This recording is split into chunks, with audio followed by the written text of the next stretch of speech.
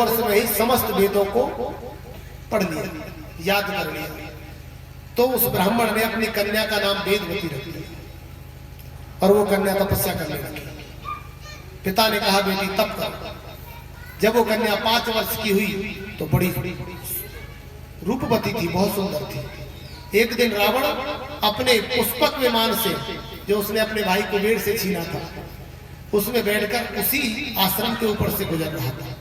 उसने देखा इतनी सुंदर कन्या जिसके चेहरे से तेज चमक रहा है, आश्रम के चारों तरफ प्रकाश फैल रहा है, ये वन में क्या कर रही है।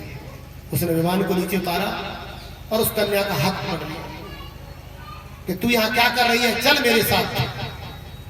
तू यहाँ क्या कर रही है, चल मेरे साथ। क्यों पकड़ लिया? क्योंकि वो कन्या उस वन में अकेली थी।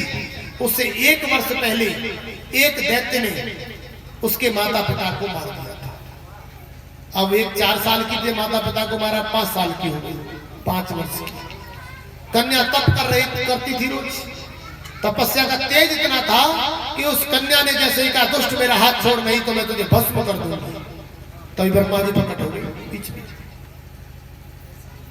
तभी ब्रह्मा जी प्रकट हो गए। ब्रह्मा जी ने कहा सुनो देवी, इसको मत मार, इसको मारने वाला तो जन्म ले चुका है, तुम इसे मत मारना। इस सती के, एक देवी के श्राप से कौन बच सकता है।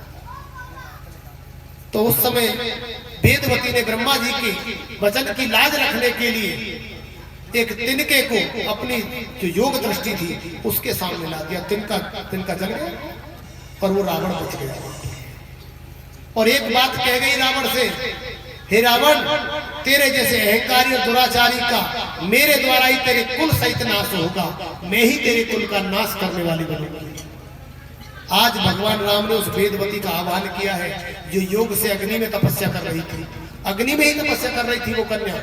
उसी समय से ब्रह्मा जी ने वरदान दिया था कि जाओ तुम अग्नि में बैठकर तपस्या करोगी, अग्नि तुम्हें जला नहीं पाएगी। और उस कन्या से कहा है कि तुम सीता का रूप धर लो।